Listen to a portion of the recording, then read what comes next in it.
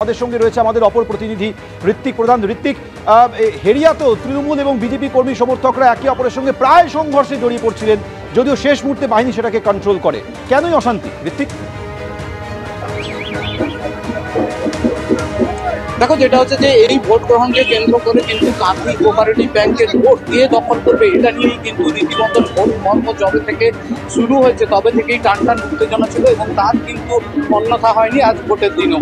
যেটা দেখা গেল, সকাল 9টা থেকে ভোট গ্রহণ পর্ব শুরু হলেও 9টার পর থেকেই কিন্তু বিভিন্ন ভোট গ্রহণ কেন্দ্রের সামনে দুই পক্ষের জমায়েত করতে দেখা যায় এবং তাদের মধ্যে রীতিমতন উত্তপ্ত বাক্য বিনিময় এবং উত্তেজনাকর পরিস্থিতি তৈরি হয়।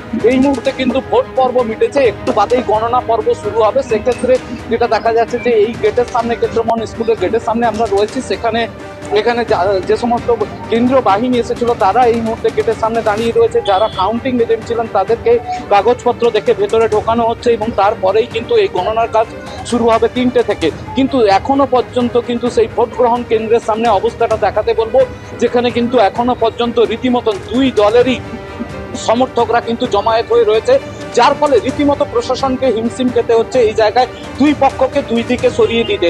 কারণ কোনো সময় দেখা যাচ্ছে যে দুই পক্ষ তর্ক বিতর্কের মাঝখানে জড়িয়ে পড়ছেন এবং উত্তেজনাকর পরিস্থিতি ছড়িয়ে পড়ছে এবং তারপরেই সেখানে প্রশাসনের হস্তক্ষেপ হচ্ছে এবং সেখান থেকে তাদেরকে সরিয়ে দেওয়া হচ্ছে। একটু আগে পর্যন্ত এখানে এসেছিলেন দিব্যেন্দু অধিকারী এবং এছাড়াও হচ্ছে কাঁথি সাংগঠনিক জেলার বিজেপির সভাপতি, তিনি এখানে এসেছিলেন এবং যা নিয়ে কিন্তু উত্তেজনাকর পরিস্থিতি কিছু আগে তৈরি হয়েছিল। সেখানে তৃণমূল কর্মীদের পক্ষ থেকে অভিযোগ করা হয় যে কেন এখানে বিজেপি নেতৃত্ব আসবে বা তারা কেন থাকবে। এই নিয়ে যখন বচসা শুরু হয় তখন কিন্তু দুই পক্ষকে ইতিমধ্যেই পুলিশ দুই দিকে সরিয়ে দিয়েছে। ইতিমধ্যেই কিন্তু এলাকার দখল নিয়েছে প্রশাসন এবং তারা চাইছেন যাতে ভোট গণনা পর্বটাও শান্তিতে মেটে, আপাতত বড় ধরনের কোনো যাতে অপ্রীতিকর ঘটনা না ঘটে। ঋত্বিক, তোমাকে ধন্যবাদ। বিটন, তোমাকেও ধন্যবাদ। অর্থাৎ বিভিন্ন জায়গা থেকে অশান্তির খবর এসছে। শিশির অধিকারী তিনি কি বলেছেন শোনো আপনাকে। সব জায়গায় সিআরপিএফ নেই, 5টা কেন্দ্রে মাত্র প্রেয়ার করা হয়েছিল। 5টা কেন্দ্রে কোনোবারে ভোট হয় না, মিউনিসিপ্যালিটি, বিধানসভা, লোকসভায় ভোট হয় না। এবারও লুট করার জন্য কাল রাত পর্যন্ত চেষ্টা করা হয়েছে। সিআরপিএফ প্লেসিংয়ের দেখে ভয় পেয়ে গেছে এবং বিশেষ করে স্টেট গভর্নমেন্টের অফিসাররা যারা সিকিউরিটির দায়িত্বে থাকেন, সুপ্রিম কোর্টের অর্ডার বলে ভয় পাচ্ছে। চাকরি যাবে, পেনশন আটকাবে, কঠিন কাণ্ড হতে পারে, সেজন্য পিছিয়ে গেছে। বিক্ষিপ্ত ঘটনা যেখানে সিআরপিএফ নাই করছে ওরা, কিন্তু খুব সুবিধা হবে না। এবারে চোর হারবে, ভদ্রলোকেরা জিতবে। যে সমস্ত জায়গায় বিজেপি এবং তৃণমূলের মধ্যে বচসা, হাতাহাতি কিংবা সংঘর্ষ হয়েছে, সব ক্ষেত্রেই বিজেপি তৃণমূলকে আক্রমণ করেছে, অভিযোগের আঙুল তৃণমূলের দিকে।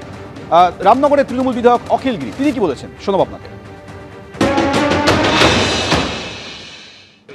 এটা খুবই আশ্চর্যের ব্যাপার। এই প্রথম ভারত আমাদের দেশে, রাজ্যে কেন বলবো, আমাদের দেশে এই প্রথম কোঅপারেটিভ ইলেকশনে কেন্দ্রীয় বাহিনী দিয়েছে সুপ্রিম কোর্ট। এটা নজিরবিহীন ঘটনা। এটা ভারতীয় জনতা পার্টি শঙ্কর বেরা এগরার বিজেপির নেতৃত্ব মামলা করেছিল, যাতে ভেবেছিল যে ভোটটা বন্ধ করে দেওয়া হবে, কিন্তু কেন্দ্রীয় বাহিনী দিয়ে ভোট হচ্ছে। এটা অত্যন্ত আমাদের কাছে লজ্জাজনক। এটা না, আমি মনে করি যে কেন্দ্রীয় বাহিনী কোনো কোঅপারেটিভ ইলেকশন, গ্রামের দিকে কোঅপারেটিভ ইলেকশন হচ্ছে, শহরে হচ্ছে, কোথাও কোনো প্রাণহানি হয়নি। 2-4টে বিক্ষিপ্ত ঘটনা বিধানসভা, লোকসভায় হয়েছে, আমরা অস্বীকার করছি না।